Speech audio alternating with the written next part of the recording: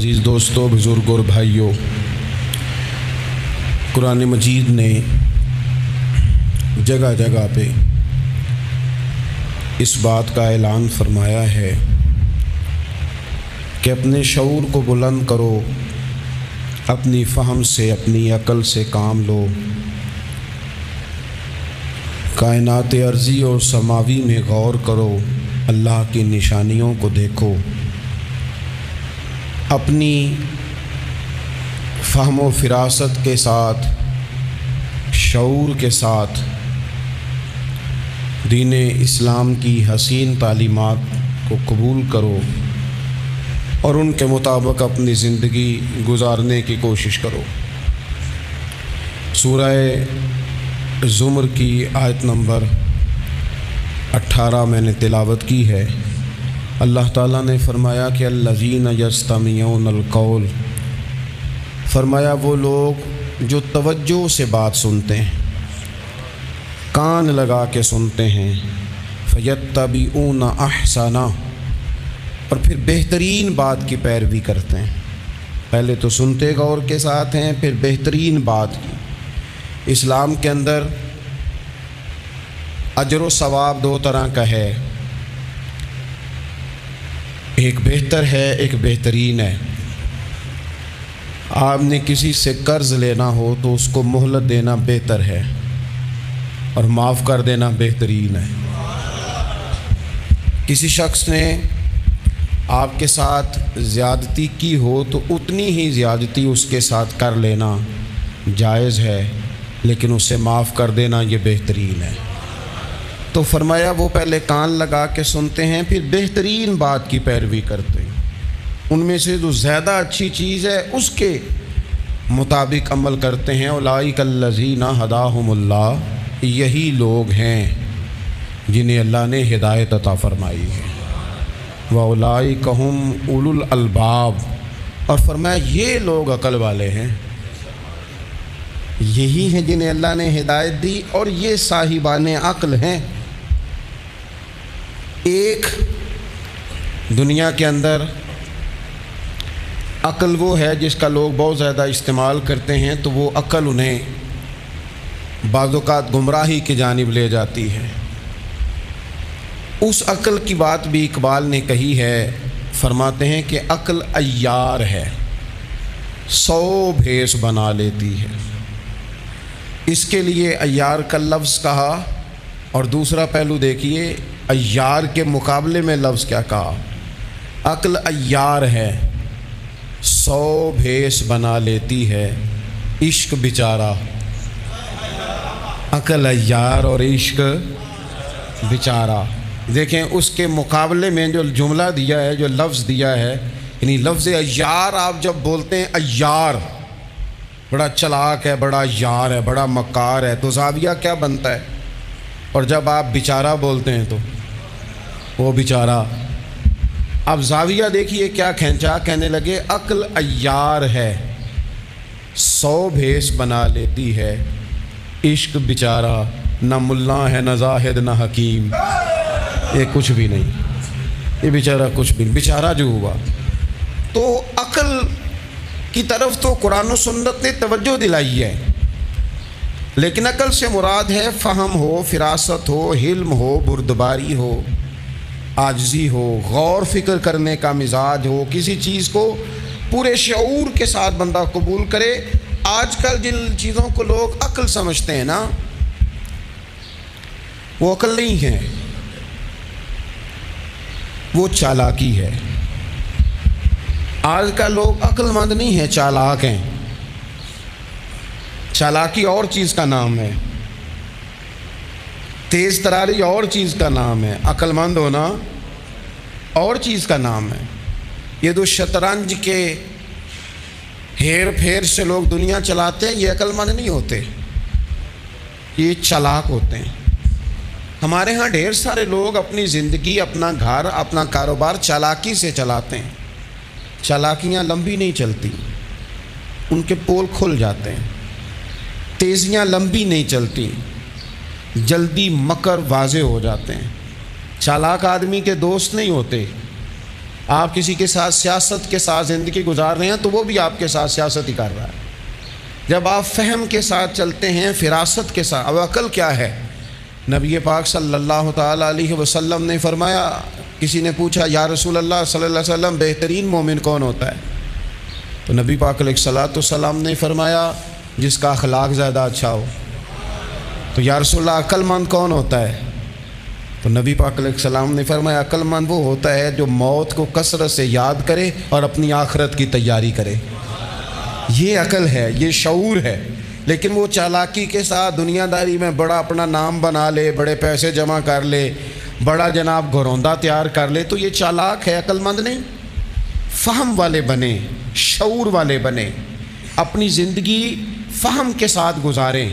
آپ اپنے شعور کی بلندی کی طرف بڑھیں، اپنے بچوں کو تیز نہ کریں، چالاک نہ کریں۔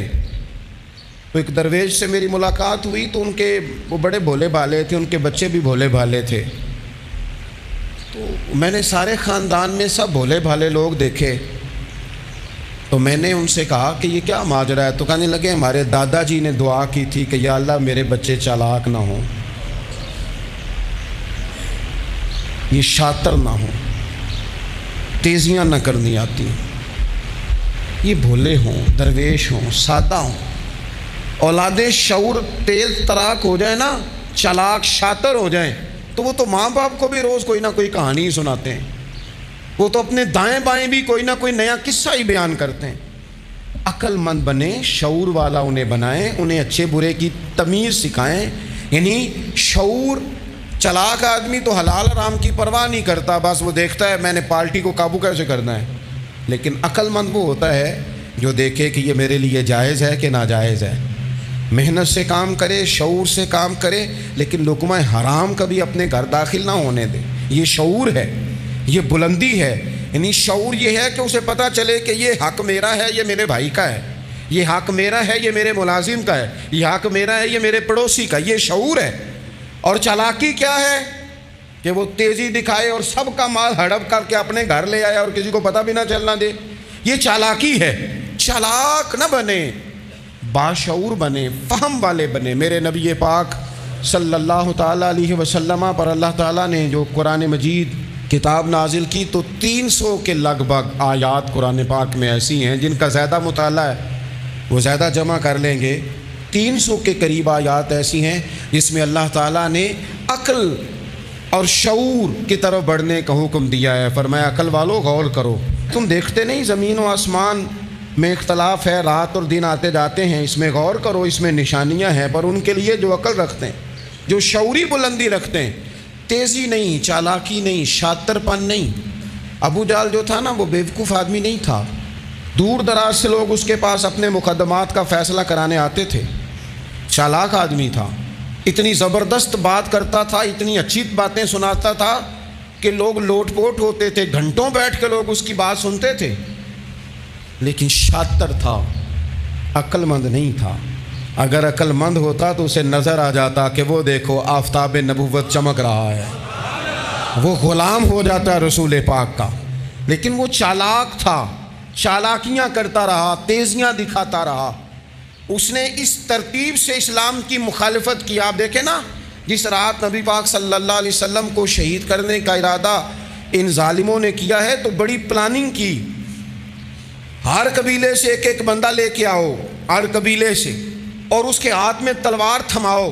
جب ہر قبیلے کا بندہ ہوگا تو اگر معاذ اللہ حضور کو شہید کرنے میں کامیاب ہو گئے تو کسی ایک قبیلے پر الزام بھی نہیں آئے گا اور بنو ہاشم کسی ایک قبیلے کا مقابلہ بھی نہیں کر سکیں گے۔ اس چالاکی سے، یہ کبھی لوگوں کی سمجھ میں باتیں نہیں آتی تھی پر چالاک تھے، اس چالاکی سے یہ دین کی مخالفت کرتے تھے، یہ تیزی دکھا کے مخالفت کرتے تھے، اور جناب صدیق اکبر دفاع کی کوششیں کرتے تھے۔ وہ شعور کے ساتھ، فہم کے ساتھ انہوں نے بھی انداز اختیار کیا نا۔ انہوں نے چالاکی کی کہ ہر قبیلے سے ایک ایک بندہ، وہ تو اللہ کی حکمت تھی کہ سرکار نے ایک مٹھی میں پکڑ کے مٹی پھینکی تو ان کی آنکھوں کے آگے اللہ تبارک و تعالیٰ نے پردے ڈال دیے۔ لیکن اس کے مقابلے میں حضرت صدیق اکبر فہم و فراست کا، شعور کا وہ مظاہرہ کر رہے ہیں۔ وہ کیسا بندوبست کرتے ہیں؟ کہتے ہیں اپنے غلام سے کہ 2 اونٹنیاں موٹی تازی ان کو تم نے لے کے غار کے اس جانب آ جانا ہے۔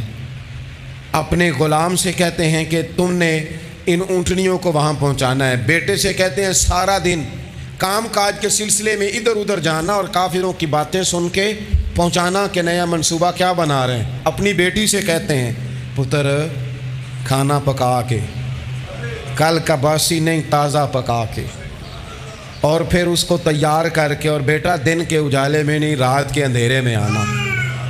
اب یہاں اقبال بولے، اقبال کہنے لگے جب عشق سکھاتا ہے آداب خود آگاہی، عشق بھی ایک عقل دیتا ہے، جب عشق سکھاتا ہے آداب خود آگاہی تو کھلتے ہیں غلاموں پر اسرار شہنشاہی، پھر وہ غلاموں کو بادشاہ بنا دیتا ہے۔ تو کہا رات کو وہاں کھانا پہنچانا یہ ان کا شعوری فیصلہ ہے، اور رستے میں حضرت صدیق اکبر بھی شعور کا مظاہرہ کرتے ہوئے حضور کو لے کے جا رہے ہیں۔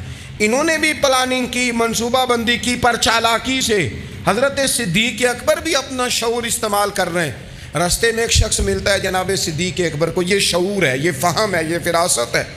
ایک شخص رستے میں ملتا ہے۔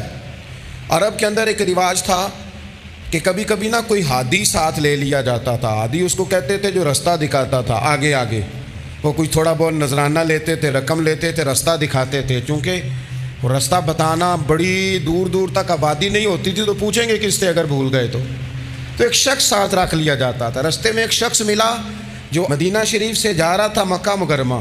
حضرت صدیق اکبر کو وہ جانتا تھا، نبی پاک علیہ السلام کا بظاہر آشنا نہیں تھا۔ حضرت ابوبکر صدیق سے پوچھتا یہ کون ہے؟ اب حضرت صدیق اکبر کا شعور دیکھو، وہاں شعور اسلام کی مخالفت میں چلاکی استعمال ہو رہی، یہاں شعور دفاعی اسلام میں استعمال ہو رہا ہے۔ یہ فہم ہے، یہ عقل ہے۔ حضرت صدیق اکبر رضی اللہ تعالیٰ عنہ فوراً سوچنے لگے، فرمانے لگے اگر حضور کا نام بتا دیا یہ تو جاتے ہی فوراً ان کو بتائے گا کہ میں نے نبی پاک کو جاتے دیکھا ہے۔ وہ کہنے لگے کون ہے؟ آپ سوچ میں پڑ گئے یہ کون ہے؟ تو حضرت صدیق اکبر نظریں جھکا کے، ہاتھ باندھ کے حضور کی طرف چہرہ موڑ کے کہنے لگے یہ میرے ہادی ہیں، یہ مجھے رستہ دکھاتے ہیں۔ اب وہ کچے مزاج کا تھا نا، وہ سمجھا مکے سے مدینے کا رستہ دکھاتے ہیں۔ حضرت صدیق اکبر بتا رہے تھے یہ مجھے جنت کا رستہ دکھاتے ہیں، رب کی معرفت کا رستہ دکھاتے ہیں۔ یہ بھی شعور ہے جب عشق سکھاتا ہے آداب خود آگاہی، پھر کھلتے ہیں غلاموں پر اسرار شہنشاہی۔ عطار ہو، رومی ہو، رازی ہو، غزالی ہو، کچھ ہاتھ نہیں آتا بے آہ و سحر گاہی۔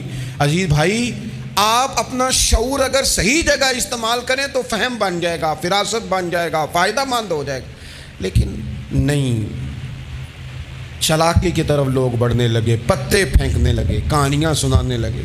کون سا ایشو ہے جس کو آج اٹھایا جائے؟ کون سی بات ہے جس کا پراپوگنڈا کر کے اپنے آپ کو مشہور کیا جائے؟ کیا ہے جو سوسائٹی میں پھینکی جائے بات تو لوگ توجہ کریں گے ہماری سیاسی جماعت کی طرف؟ کیا اس طرح کا ماحول بنایا جائے، کس طرح کر کے پیچ و تاب کیا جائے، کس طرح کر کے لوگ توڑے جائیں، کس طرح بنائے جائیں؟ نہیں، اس طرح لوگ کمزور ہو جاتے ہیں، اس طرح شعور نہیں رہتا قوموں کے پاس۔ میرے نبی پاک صلی اللہ علیہ وسلم کے پاس عبد القیس کا وفد آیا تھا، تو جو عبد القیس ان کا سردار تھا، نبی پاک صلی اللہ تعالیٰ علیہ وسلم کی خدمت میں جب وہ حاضر ہوئے، لاؤبالی فیصلے نہ کریں، فیصلے زندگی میں سوچ کے کریں۔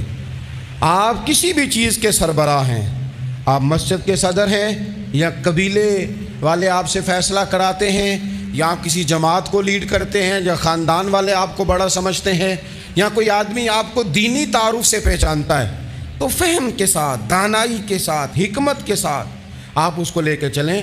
نبی پاک صلی اللہ تعالیٰ علیہ وسلم نے وفد عبد القیس کے سربراہ سے کہا تھا کہ تمہارے اندر دو خصلتیں ہیں، دو عادتیں تمہارے اندر ایسی ہیں جنہیں اللہ بڑا ہی پسند کرتا ہے۔ یا رسول اللہ کون کون سی؟ فرمایا ایک تو تم عقل والے ہو، اور دوسرا بردبار ہو، حلم والے ہو۔ تم جذباتی فیصلے نہیں کرتے، تمہارے اندر بردباری ہے، ٹھہراؤ ہے۔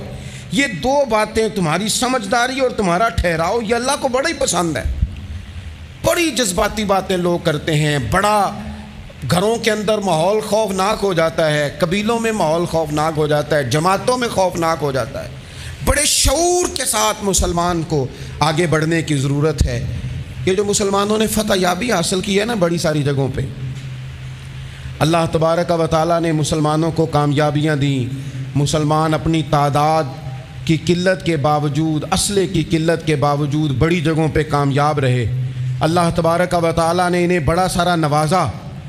تو اس کے اندر بھی قرآن مجید کی سورہ انفال جب ہم دیکھتے ہیں تو اللہ تبارک و تعالیٰ نے وہاں ارشاد فرمایا کہ مسلمان 100 ہوتا ہے اور وہ صبر کرتا ہے تو وہ 200 کا مقابلہ کرتا ہے. 1000 ہوتا ہے وہ صبر کرتا ہے اور مقابلہ 2000 کا کرتا ہے مسلمان. کیوں بھلا؟ اس لیے کہ سورہ انفال میں رب فرماتے ہیں کافر وہ قوم ہے کہ قوم اللہ یعقلون، وہ قوم تو ہیں پر ان کے پاس عقل کوئی نہیں. وہ چڑھ دوڑتے ہیں کہ مار دیں گے، مر جائیں گے، آج انہیں ختم کر کے رہیں گے. وہ شعور کے ساتھ میدان میں نہیں آتے. لیکن نبی پاک صلی اللہ علیہ وسلم جب اپنے لوگوں کو لے کے جاتے تھے، حضور انہیں سمجھاتے تھے، صف بندی کرتے تھے. نبی پاک علیہ الصلوۃ والسلام ایک طریقہ بتاتے تھے کہ جھنڈا تمہارے ہاتھ میں رہے گا. اگر یہ آدمی شہید ہو جائے تو جھنڈا بھائی مدد اللہ کی ہے، لیکن حکمت کے تقاضے سارے پورے کیے جائیں. وہ سارے کام کیے جائیں جو وقت کے تقاضوں کی ضرورت کے مطابق ہوں. رسول پاک صلی اللہ علیہ وسلم ان کو بتایا کرتے تھے کہ تم نے اس درے پہ ڈیوٹی کرنی ہے، کوئی نیچے نہ اترے جب تک ہم نہ کہیں. تم یہاں کھڑے رہو. ایک آدمی کو پیچھے رکھتے تھے، تم نے اسکارف لے کے بالکل پیچھے آنا ہے. اگر کسی کا سامان گر جائے، کوئی اونٹ پیچھے رہ جائے، کوئی مسئلہ ہو جائے، تمہیں پتہ ہو. شعور کے ساتھ، بالیدگی کے ساتھ بیٹھ کر، عقل کے ساتھ، فہم کے ساتھ. ہمارے پاس بہت سارے لوگ آتے ہیں، بڑی بڑی جذباتی باتیں بتاتے ہیں، اس طرح بھی کر دیں، اس طرح بھی کر لیں. آپ لوگوں کو یہ بھی بتائیں، بڑے بڑے رکے آتے ہیں، بڑی بڑی باتیں سخت لوگ کرنے کا کہتے ہیں، ایسی کی تیسی کر دیں آپ. تو ہمیں پتہ ہے، چلیں تھوڑا سا کتاب و سنت اپنی نظر سے صحیح، تھوڑے علم سے صحیح، پر ہمیں بھی تھوڑا سا پتہ ہے. تو میں بہت سارے دوستوں کو کہا کرتا ہوں کہ او بھائی چلو ٹھیک ہے، سخت بات نہیں کرتے، جلال میں نہیں آتے، پر اس کا یہ مطلب تو نہیں نا کہ ہمیں پتہ نہیں کسی بات کا. وہ بعض سیاسی لوگ آتے ہیں تو آ کے کہتے ہیں جناب حضرت یہ ہو گیا، فلانے نے یہ کر دیا، فلانے نے یہ کر دیا. تو کئی دفعہ ان پر ہنسی آتی ہے کہ ہمیں سمجھانے آئے ہو، ہمیں سمجھانے آئے ہو. او پائی اٹ سٹ تے پکھڑا کوار گندا لسی اور بھی بوٹیاں جاننے آ. بات نہ کریں تو بات الگ ہے، اخلاق اجازت نہیں دیتا، بہت ساری باتوں کا جواب دیا نہیں جا سکتا. لیکن آپ کیا سمجھتے ہیں سامنے والا بیوقوف ہے، آپ جو کہیں گے وہ قبول کر لے گا؟ اپنی زندگی میں کبھی بھی جذباتی ہو کر فوراً فیصلہ نہ کریں. کبھی زندگی کے اندر تھوڑا سا چیزوں کو ٹھنڈا کریں، شعور پیدا کریں، آپ فہم پیدا کریں. آپ کوئی ایسا کام کریں جس میں آپ محسوس کریں کہ یہ فیصلہ عقل والا ہے. میرے نبی پاک صلی اللہ تعالیٰ علیہ وسلم بھولے بھالے لوگوں سے بھی پیار کرتے. حضور کے پاس ایک دیوانی بی بی آئی. دیوانی، اس کے علاقے والے کہتے تھے کہ اس کا تو ذہنی توازن ٹھیک نہیں، لیکن اس نے کہا یا رسول اللہ میری بات سنیں، تو حضور نے اس کی بھی بات سنی. نبی پاک پیار کرتے، لیکن آپ کو پتہ ہے کہ رسول پاک صلی اللہ تعالیٰ علیہ وسلم نے ایک اور بات بھی ارشاد فرمائی ہے جو صحیح مسلم میں موجود ہے، سنن ابو داؤد شریف میں موجود ہے. حضور جب نماز کی صفیں بناتے نا تو فرماتے میرے قریب قریب وہ لوگ کھڑے ہوا کرو جو عقل مند ہو، جو شعور والے لوگ ہو وہ میرے قریب قریب رہا کرو، باشعور لوگ. اور پھر فرمایا جو ان سے زیادہ شعور رکھتے ہیں وہ تھوڑے پیچھے، جو ان سے کم شعور رکھتے ہیں وہ اس سے پیچھے، جو اس سے کم شعور رکھتے میرے قریب شعور والے لوگ ہوں. یعنی محبوب سب کے نبی ہیں، لیکن حضور اپنے قریب ان لوگوں کو بٹھاتے جن کا فہم مضبوط ہوتا. اسی لیے حضرت مولا علی شیر خدا رضی اللہ تعالیٰ عنہ فرمایا کرتے تھے وہ بندہ دنیا میں کبھی نہیں ٹوٹتا جس کے مشیر اچھے ہوں. ہمارے آج کل مشیر نہیں ہوتے، ہمارے خوش آمدی ہوتے ہیں. ہمارے وہ ہوتے ہیں جو ہمیں بلے بلے کہیں، ہمارے وہ ہوتے ہیں جو ہمیں کہیں کیا بات ہے، سبزہ سارا ہی سبز ہے باہر. اور ہم اتنی طاقت نہیں رکھتے کہ ہم تصویر کا دوسرا رخ بھی دیکھیں. تو اللہ کے رسول نے شعور کو سپورٹ کیا، عقل کو سپورٹ کیا، فہم و فراست کو سپورٹ کیا. فرمایا میرے قریب قریب. دیکھیں نا علماء نے ایک معنی یہ بھی اس کا بیان کیا ہے کہ جب کوئی باشعور آدمی قریب ہوتا ہے تو نماز میں کبھی لقمہ دینا پڑ جاتا ہے، کبھی بتانا پڑ جاتا ہے، کبھی کسی وقت امام کا وضو ٹوٹتا ہے. اسے پیچھے جانا پڑ جاتا ہے. تو باشعور لوگ ہوں گے جب قریب تو حالات اور ہوں گے. اللہ کے رسول صلی اللہ تعالیٰ علیہ وسلم باشعور لوگوں کو قریب رکھتے, شعور کی بات آگے پھیلاتے. میں بڑے عرصے سے یہ بات کر رہا ہوں, آج پھر کرتا ہوں. دینی ماحول کے اندر باشعور لوگوں کی بڑی ضرورت ہے, بصیرت افروز لوگوں کی بڑی ضرورت ہے, جن کے حافظے قوی ہوں ان کی بڑی ضرورت ہے. اکثر ایسا ہوا کہ ایسے لوگوں کو لا کر دیا گیا, ایسے لوگ بٹھائے گئے جو شعوری طور پر بالکل ناپختہ تھے. دیکھیں ہر آدمی ہر جگہ پہنچ نہیں سکتا, کچھ لوگ کند ذہن ہوتے ہیں, کوئی کام بھی نہیں کر پاتے. تو زبردستی جبر کرنا, کسے مولوی بنانا ہے, اسے مولوی بنانا ہے, اسے حافظ ہی بنانا ہے, بھئی وہ بیچارہ نہیں اتنا شعور رکھتا. آپ کچھ ذہین فتین لوگ لے کے آئیں, باشعور لوگ لے کے آئیں جو سوسائٹی میں کچھ سمجھ بوجھ رکھنے کی صلاحیت رکھتے ہوں. وہ جب دین کو پڑھیں گے اور دین کو آگے پھیلائیں گے تو کچھ تقاضے سمجھ کر آگے پھیلائیں گے. آپ دیکھیے میرے نبی پاک صلی اللہ تعالیٰ علیہ وسلم کے صحابہ کا شعور کتنا بلند تھا. حضرت زید بن ثابت رضی اللہ تعالیٰ عنہ کے ذمے لگایا حضرت ابو بکر صدیق نے قرآن پاک کو جمع کرنا.